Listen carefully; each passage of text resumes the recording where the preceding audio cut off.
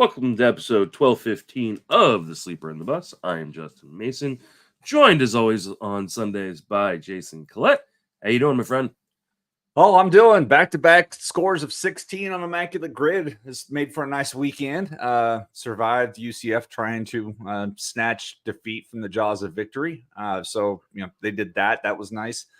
And it is the debut is the first kickoff of the post-Daniel Snyder era. So I know we are both super happy about that. I'm actually going to sit down and watch some NFL today just because I want to see what that looks like. Now that our favorite franchise is out of hell.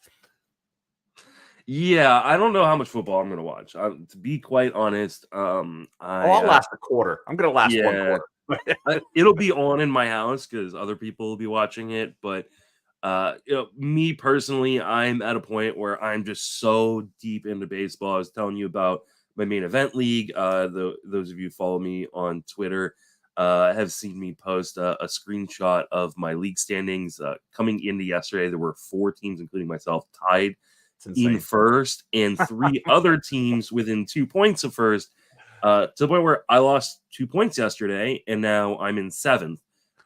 It's just been an insane league, and so I was up till 1 o'clock in the morning trying to figure out my FAAB strategy for today.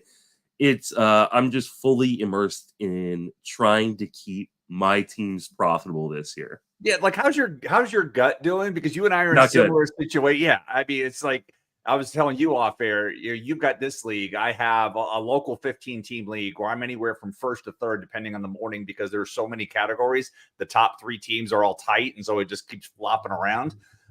In XFL, I was toggling first, second. Now I appear to be in a solid second, and I need another heater of a week to catch Ian Kahn and Steve Gardner's co-managed team. In labor, I'm holding on to a 4-point lead in AL labor, but the news losing Taylor Ward, not being able to get any rebate off him, because in labor, if it happens after the All-Star break, you get nothing. So I lost that one. Then Anthony Rizzo, I thought, okay, maybe he'll come back. Nope, that's not happening either. And so I'm just trying to hold on to what I can offensively. Mickey Moniak being out all week with back spasms hasn't helped that problem either.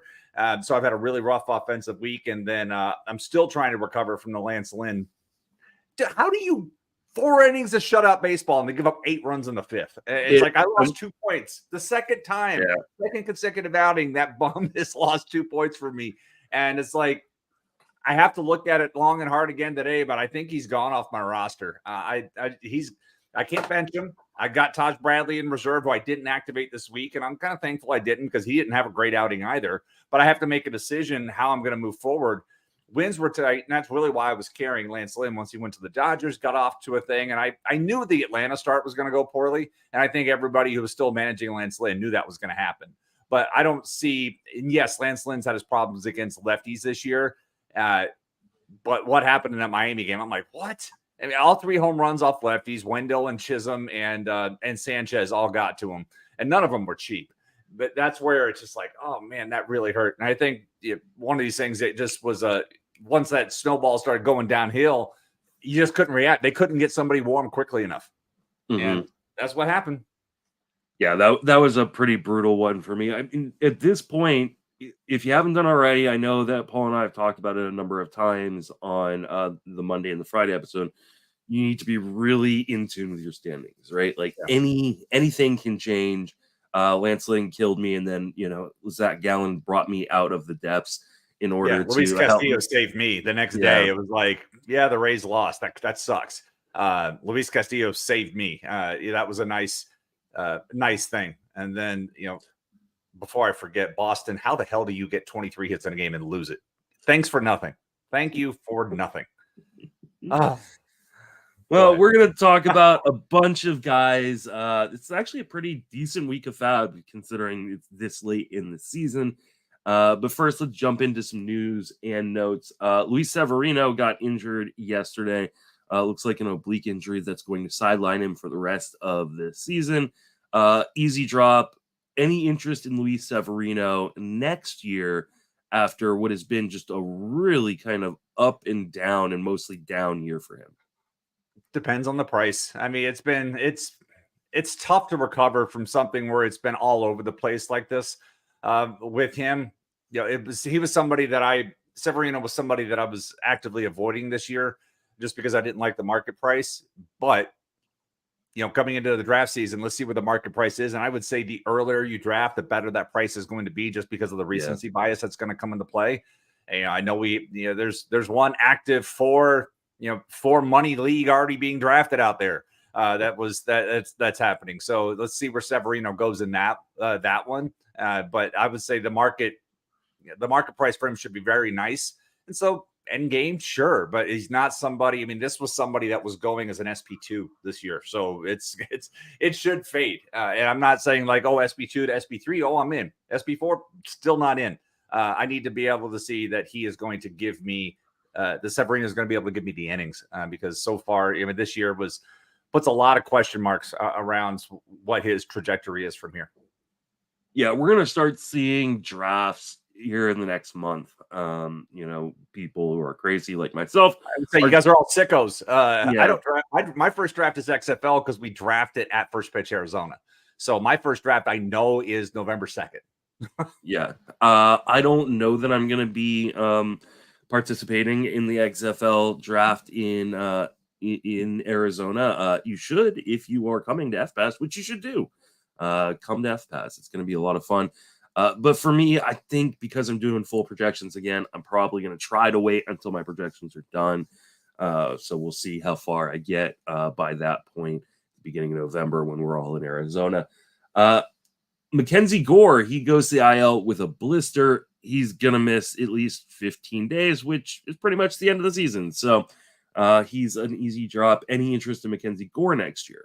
No, Dropsville. Sorry, next year. I thought my bad. It was nice to see the improvements he made this year.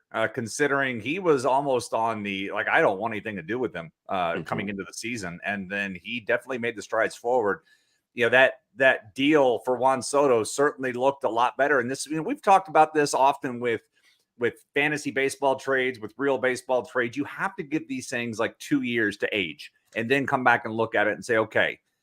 Early on, it was like, wow, that was the price. But Juan Soto, once in a generation, CJ Abrams took a nice step forward this year, a massive step forward. And kudos to you for not getting off that. You were on him all off season. He's been carrying me all year. Yeah, he's been massive. And then Gore took his step forward. So that's where it's like, if anything, this was another reminder that it takes time for trades. You can't just be like gut reaction on the surface. You're going to do that. You're going to be like, oh, this trade sucks. Why did this owner make this trade with this owner or whatever? But you got to get these things, especially real baseball trades. And I'm talking real baseball trades or keeper league trades, because often keeper league trades, hell, I'm in a league where a guy quit over a trade. So it was like, I'm out. And ironically, his team's tied for first place right now. So he may win the league in absentia. And he was that upset about a trade that was done. But when you take even then, yeah, it was upsetting for him. But like for him, his team, he was maxed out in offense. The players that the other team traded to the team he was contending with, hit the guy left. He had nothing in the standings. None of those players would have made a single point for him. And these were all expiring contracts for the other guy. And he got Felix Bautista out of it. This was before the injury, mind you. But that was the trade. And so the guy was like, I'm out. I quit. This is crap. And he may win the league in absentia. Now we're still going to pay him out, but now we got to find another owner. So these things happen. And as long as I've been playing fantasy, I saw a football trade like that one time. It was always my reminder of not wanting to play in a veto league, because a guy made a trade and the league was like, oh, this sucks. And they vetoed. The guy wanted Randall Cunningham. Like next week, Randall Cunningham gets a starting job from Brad Johnson in Minnesota, and hooked up with Randy Moss and was like the fantasy MVP the rest of the season. But that guy quit the league because people vetoed the trade he had made to get Randall Cunningham before all that news, all that stuff happened. So it's just like, don't play in veto league, guys. Yeah, I veto should be reserved for collusion only, and then more drastic things need to happen than just the veto if that's happening. I'm going to be interested in Gore as well next year. I liked him this year. It was a little bit rockier down the stretch with him, but he took a nice little step forward. I think he'll continue to get better. We got to remember he's a former top tier prospect, so there's a lot of talent in that arm. Yeah. Felix Bautista seen playing catch before the Orioles game on Friday. Any chance you'd be interested in picking up Felix Bautista on the chance that maybe he's back for the last week or so of the season? No, I need the 3 weeks. I mean, Baltimore's season makes or breaks this week. They've got a 4-game lead, 3.5 or 4-game lead, I forget. And then the Rays and O's face each other. And if Rays don't sweep them this week, that division's done. Baltimore's got just a great schedule the rest of the way. But at that said, I need 3 weeks of pitching over 1 week of a guy that may get 2 innings in that final week. Yeah, I mean, I think even if he is back, it's maybe back for a game or two before the end of the season. And is he going to be pitching in high leverage? Are they going to want to risk him there? Or is this just trying to see if there's a chance he could be back for the playoffs? I just don't think that he's going to be impactful enough to use him as a pickup. Someone who is going to be useful and widely picked up in leagues where he was dropped is Jonathan India. Was activated today. We thought there was a chance he could be back on Tuesday when the Reds start a series. He's going to be back today, which means the FAAB bids are going to go up a little bit here. Any interest in Jonathan India, and how does it affect the rest of the Reds lineup? Yeah, and that was going to be my question to you. It's like when you look at, there's no like obvious, oh, we can just yank this guy out and that's going to, like, where do they find? It's tough. I mean, they've got all the other, they've got a nice lineup. Yeah, they got some platoon situations, but they have a nice lineup. So I don't, obviously you're going to want to get India in at some point, but I don't know if he's going to be every day. But at this point, if you've got FAAB dollars left, this is kind of the stuff that you want to throw your darts at. I mean, the other piece is they've got Hunter Green coming back today off the COVID IL.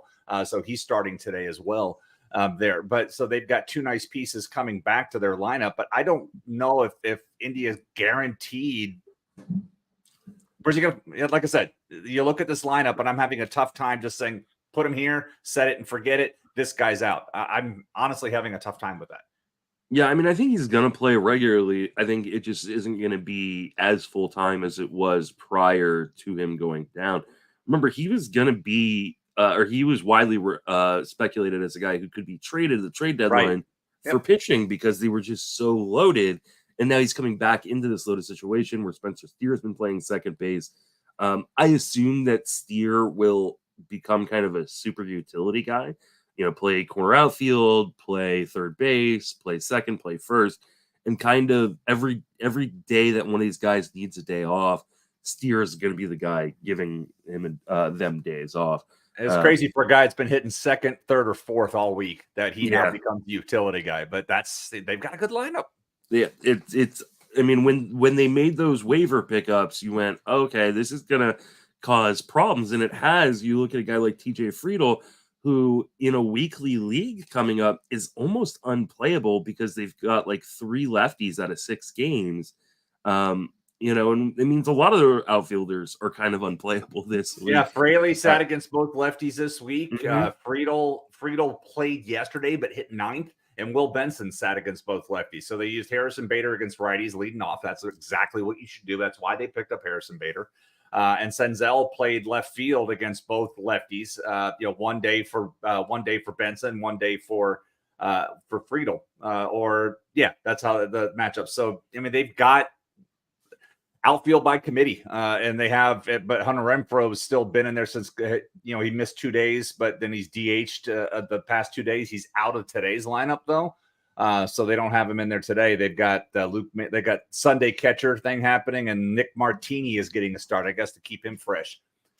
It's funny when Nick Martini plays, he hits 5th, but he only plays 3 days a week. Yeah. So I mean, I think it's going to be, they're going to be giving guys days off in order to keep them fresh.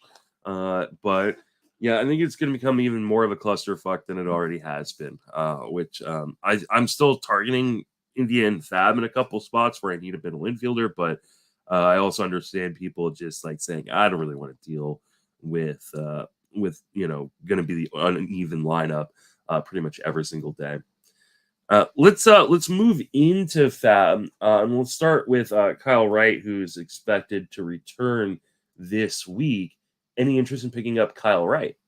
Yeah, and we get back to the situation with Atlanta. I mean, I'm concerned, and we're already starting to see it a little bit. Like if you're a Sean Murphy owner, it's been, Sean Murphy's been getting a lot of rest at catcher to the point in a 15 team. I'm benching him this week because he's only playing he played 3 days this week. And so Atlanta is like clearly in let's get ready for October mode. But for Kyle Wright, they're going to want to get him built up. So for me, this is one of the guys I want to make sure that I can get into. Obviously, the Soroka situation stinks. That they need to have something, but there are other guys they're going to try to keep them regular and fresh, but they're not going to push them with Wright. He'll be able to get out there and get his workload in. So yeah, I'm interested in Wright. Yeah, I am too. I mean, Atlanta's the best team in baseball, and anytime you can get a pitcher on the best team in baseball that is going to be in line for a win, no matter how poorly he pitches. The only problem is in his, I guess he hasn't even done a rehab start. I'm not even. Oh, never mind. He did. He made a rehab start earlier this week. Yeah. So his most recent rehab start, he only went 3 2/3. He struck out 7 in those 3 2/3. But will he go deep enough into the game to qualify for a win is a question. So yeah, maybe not this first one, but from moving forward, obviously they're going to want to build him up.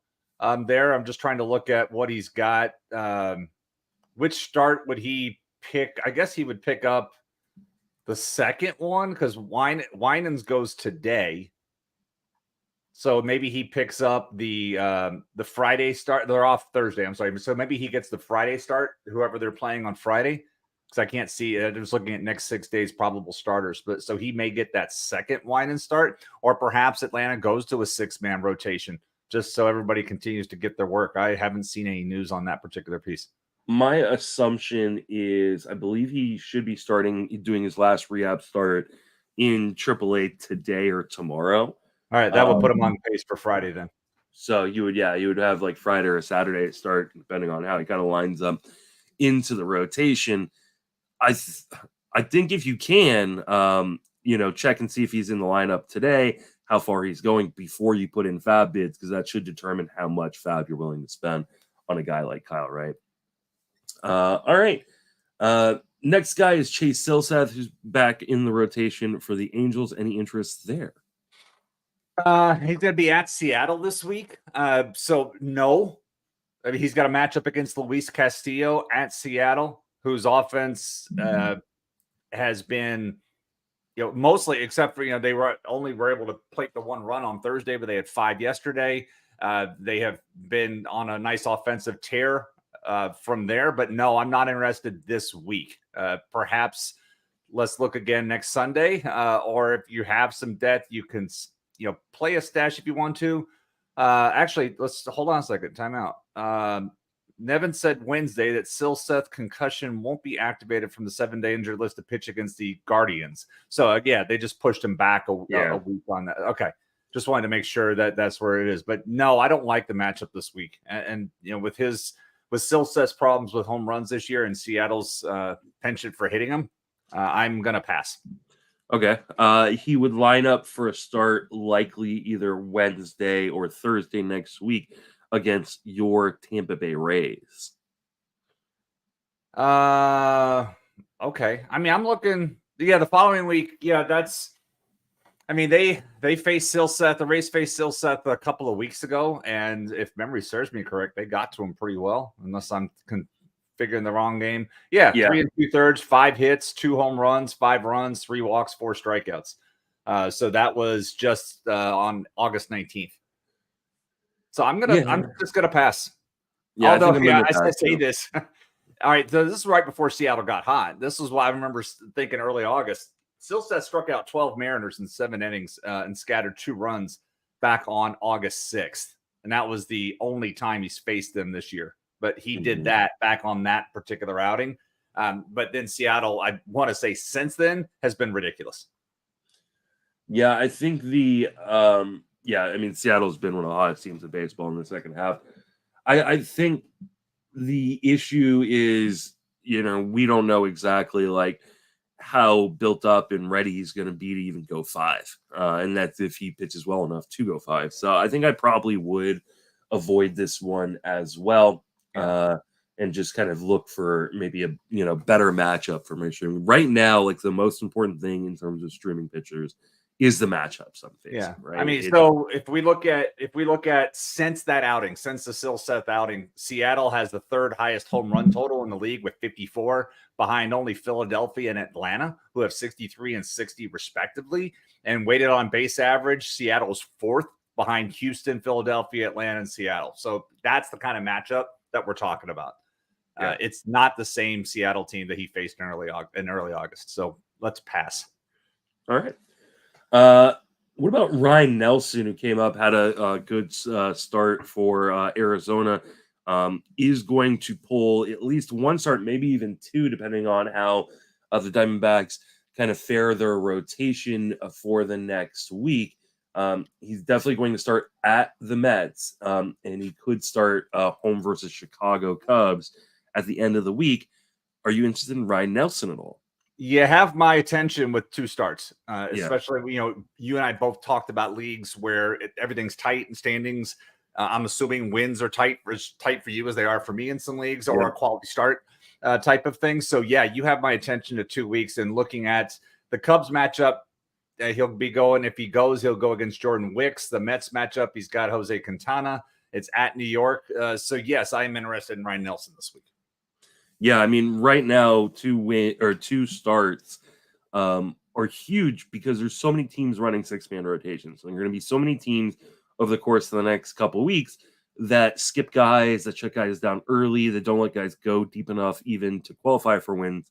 And so to get guys who are in line for, potentially 2 wins if they pitch well twice is really, really valuable. I mean, Nelson is one of those guys, though, too, that can give up home runs, that can struggle with his control and walk a lot of guys. So be careful about the start you pick. But when you're getting a depleted Mets roster and then a Cubs roster that's pretty good, worst case scenario, the Cubs get to him, but you might get a really good shot at winning that Mets game. So it's like, okay, the Pete Alonso homer, did Brandon Nimmo homer? Okay. That's who I have in fantasy teams. So that's what I check the box scores for. I'm like, what's happening? Yeah, Nimmo's been pretty hot to finish the season. I appreciate him in my main event right now. Yes. Cal Quantrill came off the IL and had a really good start for the Angels. He's going to get a start versus I thought it was for the Guardians, you mean? Oh, sorry. For the Guardians. He's against. No, actually, he's going up against my Giants in San Francisco. Yes. And then he'll line up for a 2-step next week. Any interest in Cal Quantrill? Who's the 2-step next week? That's honestly going to determine, because the Giants matchup, it'll be at Kansas City, home versus Baltimore.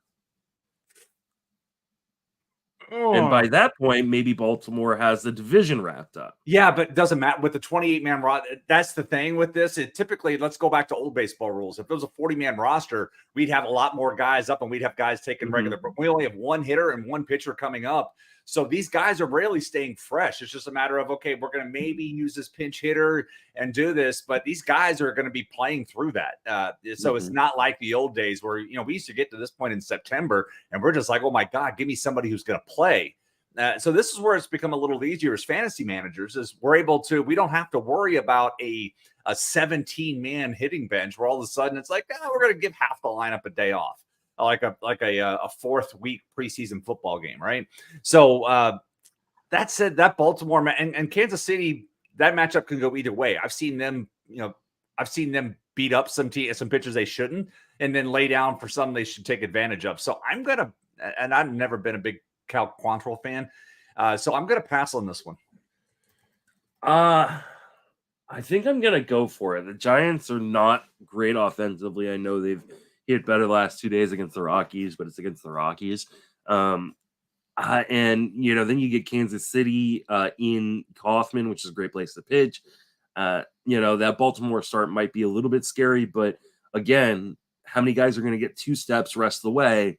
And now you're going to get 3 starts over these next 2 weeks.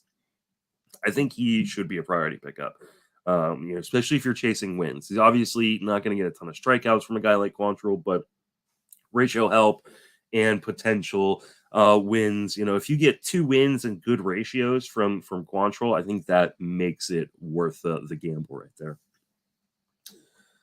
Next guy on the docket is Tyler Kinley. And if you are wondering who the hell is Tyler Kinley, don't worry. I was in the same boat a day or two ago, but he is now he appears to be the closer for the Colorado Rockies. Do you care? Kind of have to. He has 2 saves this week. You kind of, if you're in one of those where saves are tight, yes, you have to care because he has the job.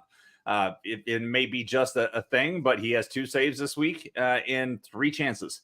He didn't blow the other one. He just pitched and had a walked one of the guys, but he has pitched 2 1/3 this week. Has picked up 2 saves. He's been in the Colorado picture. He's been there. It's just one of these things where it's like, okay, Kinley, your turn. Because, he's been in that organization. He's been on the roster for a few years, and I don't believe he had a save prior to that. I'm going to go back and look at that right now because I just had his page up. He had 1 save for Miami in 2019. Yeah. And so he had 100 and something innings as a Rocky without a save.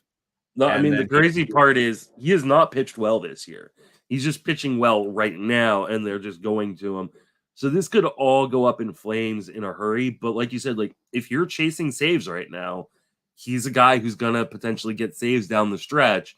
You might need to risk your ratios a little bit if you're he could Sean Chiconia. And he has a 6.75 ERA, a 5.46 FIP. Yeah. And he's got the strikeout rate, but the 381 BABIP, ooh. A 163 whip. It's not good in the ratio department. He gives up a lot of home runs. He's over 2 home runs per 9. But like I said, if you're in need of saves, he's a guy that could be very interesting for your fantasy team. All right. Moving on over to the hitters, Alex Kirrilloff is going to be widely picked up in a number of leagues. He's back on the Twins. Any interest there? Honestly, it would depend on how many lefties they're going to face this week. That's when he's been back. He came back Friday, so he's back this week, and he sat against the lefty on Saturday. He hit 6th in the 2 games that he played in.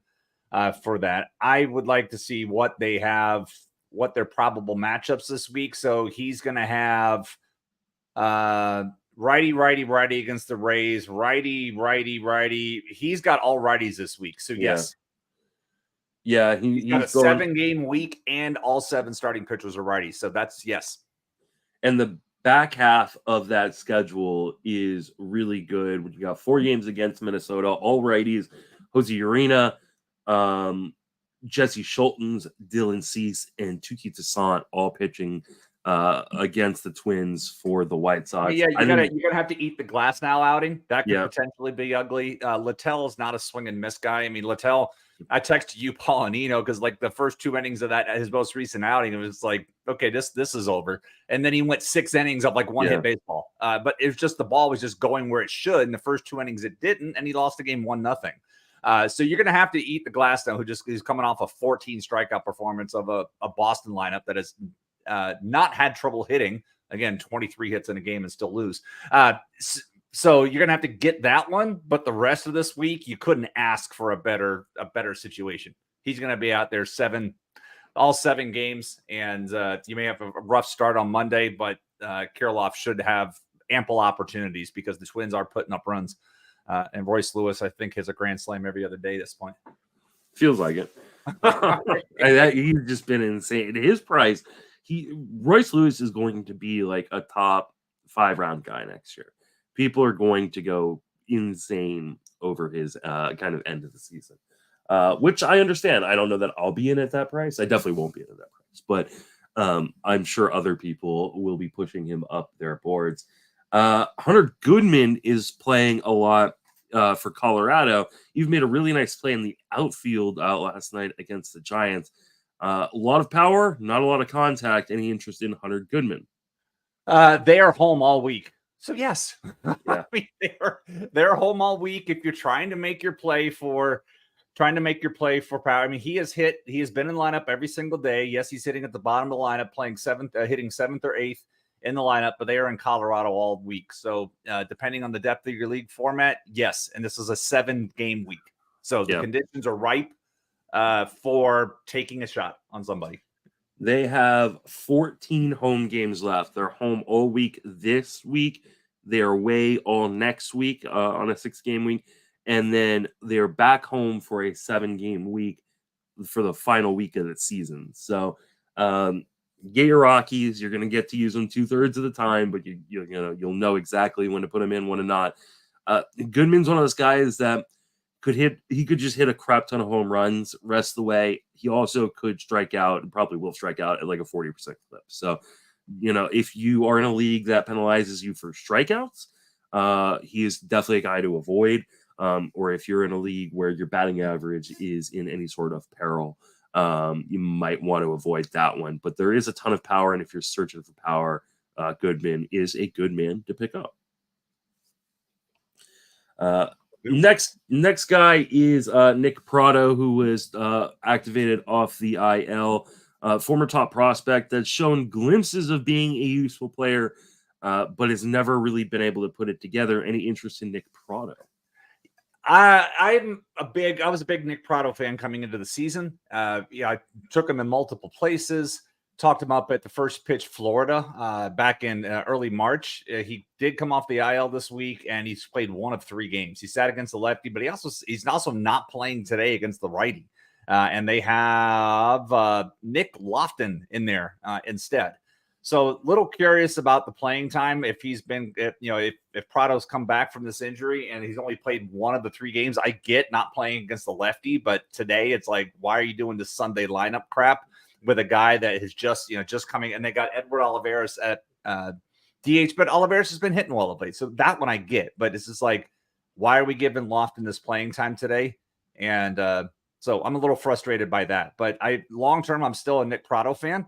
And I'm just not very interested in this kind of playing time situation. It just concerns me. But let's see what happens this week. I mean, when we look at the lineups, he has a 6-day week. He's going to have no lefties. One lefty. One lefty. Right. Yeah, they get Cole Reagans. Framber Valdez. Thank you. That's where I was looking. I had to get down. So he should have 5 starts. So, but he also is going up against, the back end of the Astros lineup or rotation. So I think I would probably avoid this one outside of like the deepest of leagues. If he plays 4 games or even 3 games and one of them is against, some good pitchers, I don't know that it's going to be worth it. I like the player, but not the situation. How's that? Yeah, I agree. Let's talk about the top prospects, that have been called up that are going to be going in FAAB in leagues where they haven't already been picked up. That's Jordan Lawlar and then Evan Carter. Let's start with Lawlar. Obviously you're going to be as aggressive as you can be this late in the season, but do you think that Lawlar can be a guy who moves the needle for you rest of the way? Where? What do they do? What do they do to their lineup to make room for him? He's been playing shortstop. They moved Perdomo over to third. Okay. Yeah. So I have to be. I want to say, he's going to hit. So he's hit 8A, but he's hitting 2 today. So that's more intriguing. Against the lefty, they had him in his second. Against righties, they have him hitting 8th. Then again, where are they going to move? It's like they're not going to touch the top half of their lineup. So that's the only thing that concerns me is where they have him in the lineup. Other than that, if they're going to make the room for him like this, fine. They DFA'd was Nick Ahmed in order to put him on the roster. He's been playing pretty regularly. There is power. There's more speed. There's not a ton of contact ability, and so if your batting average again is in rough shape, he's one of those guys that could end up actually hurting you there. But it looks like they're pretty committed to giving him kind of as many starts as they can rest of the way in spite of being in a playoff race. Like I said, they moved Perdomo over to third base. And then Kettle Marte actually got hurt in yesterday's game, so Perdomo may move over to second in order to fill in for him. So I'm in a league where I need a second baseman or a shortstop. I'm going all in for him. So I've got no problem. I think he is much more potentially much more valuable rest of the way than the next guy we're going to talk about, which is Evan Carter. Evan Carter, top tier prospect. Again, you can go and listen to, I think, Friday's episode where Paul and I talked about him kind of in depth. He's been called up to replace Adolis Garcia. Any interest in Evan Carter? I was for those that are watching the recording, I went off camera because I was looking for my Evan Carter bobblehead. Okay. I went to a Hickory Crawdads game, and it was Evan Carter bobblehead night. And Evan Carter had already been promoted to the next level. So Evan Carter's father threw out the first pitch because Evan Carter wasn't there. So I was like, oh man, I was hoping to see him play, and he wasn't there. But they have aggressively promoted him. I mean, he went from high A to double A. I'm sorry, they had the Evan Carter bobblehead. I take that back. Evan Carter was in Hickory last year. They gave him the thing this year. So he was in double A, triple A, and now he's got it to the majors. I mean, he's had a fantastic, just looking at the stats, just fantastic minor league numbers all the way through. Texas is in absolute need of this. I mean, they have been in a free fall, absolute free fall. And I kind of all started when Josh Young went down with injury, but that offense has just not been the same. If you're a fantasy team, and I'm right there with you because I had pieces of this, but it's to the point, even before the Adolis Garcia injury, I benched him. Since the home run derby, if you're all looking for like, hey, there was your guy. That was your guy that has never broken out of his slump since the home run derby. Every year you want to put one, there was your guy. So Garcia's never really woke up, but I had benched him the prior 3 scoring periods before his injury. But this offense is in absolute need of a surge. And this is the kind of guy that Carter's the kind of guy that has the skills that could provide that type of activity for them. So I'm really curious to see what they're going to do with him, because they are in a they're in position. They may not even make the playoffs, and that's like mind-boggling considering where they were. But they may not even make the playoffs. The way the Astros are full strength and hot, and the Mariners' offense, as we talked about, they've gotten hot. And then there's Texas. What are they? Something like 6 and 19 in the last 25 games or something like that. So Carter is played 9th on Saturday. He's not hitting today against the lefty. And because they want to get Robbie Grossman in against lefties. That's when Robbie Grossman mostly plays, and Robbie Grossman's hitting 3rd. So this is what this offense needs, but it's been the bottom half of the lineup that struggled to turn things over. I mean, Semien, Seager, Lowe, Garver, they've been doing their thing, but the bottom half of that lineup has been mostly a dead zone. Josh Smith has shown a little bit of signs of life of late. So if Evan Carter is going to stick and play most of the time, I'm interested in the skills, particularly the speed. They should get him in motion with things, but it's going to be down the bottom of the lineup. It's also going to be in what looks like a pretty strict platoon. And the problem is, so if you are in a weekly league, they're only facing 2 lefties this week. So you get Ryu and Kikuchi. So you can use him still. In a weekly league. However, if you're playing an NFBC, you can't use them the front half of the week. You can only use them the back half of the week. And so I know for me, I play a lot of NFBC, so it's important to me. I'm probably not going to even try and pick him up this week, because if I can't use him the first half of the week, that's pretty much a quarter of the year. I already know I can't use him. And we don't even know how valuable he's going to be. Now, there's definitely some speed in the profile, and I think it's a pretty good hit tool, but hitting in the bottom of the lineup, I know I can't use him the first half this week, and potentially maybe another time during the season, depending on what the matchups are going to be. I just not that interested, so I'm going to pass. All right, that is going to wrap us up for this episode. Jason, where can people reach you on social media, and what are you working on? You can't find me on Twitter anymore. I've quit it officially. So there's the link tree, Jason Collette. You can find me on Instagram. You can find me on Blue Sky. If you need an invite code, reach out to me. I'll give you some. I have some. If you want to, I actually wrote an article yesterday on medium.com. So I'm trying to find it like an outlet if I just want to write non-fantasy stuff. And yesterday I wrote about outs on bases. So I've put some stuff up there and Threads. So I'm all those other places, but me and Twitter have divorced. So can't find me there. And then the Collect Calls column this week, I'm fully in 2024 mode. Because I only write a weekly column. So by the time my advice comes out, you can't really act on it. So I am looking at eyes ahead. I'm getting ready to start doing the recap on the bold prediction series. Went well. Come on, Blake Snell, win that Cy Young, baby. That was my call. So some things like that. So I'm moving in that 2024 direction and counting down days. I actually have to go to Phoenix the week before first pitch Arizona. So I'm making back-to-back trips. I have to go for work the middle of the week prior, so I'll be there twice. I'm looking forward to that. But that first week, it's like, oh, I've got to do this work thing. Ew. So the second time it'll be for fun. But yeah, I'm going to Phoenix twice. I'm not going to Phoenix twice. I'm going to Disneyland a couple weeks before Phoenix, so that'd be fun as well.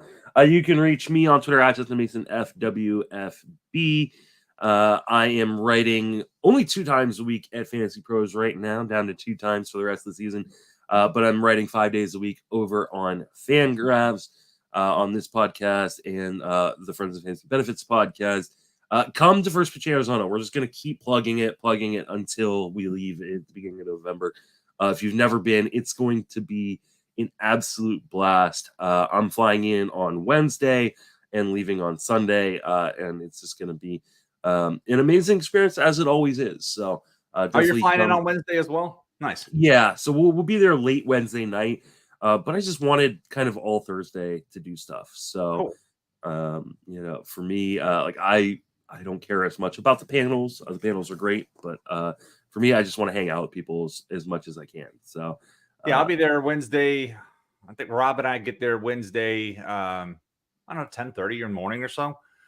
So we'll be there kind of early because we're experimenting about going hiking somewhere. Nice. So we're looking at that. And and that because I normally fly in that first thing Thursday, and it's like, okay, Rob, let's run. And so it's I'm going out a day early this year because I have the time. So I wanted to make sure I used it this year. Yep. All right, that's gonna wrap us up for this episode. For Jason and myself, thank you for listening. Have a fantastic baseball season. Thanks, guys.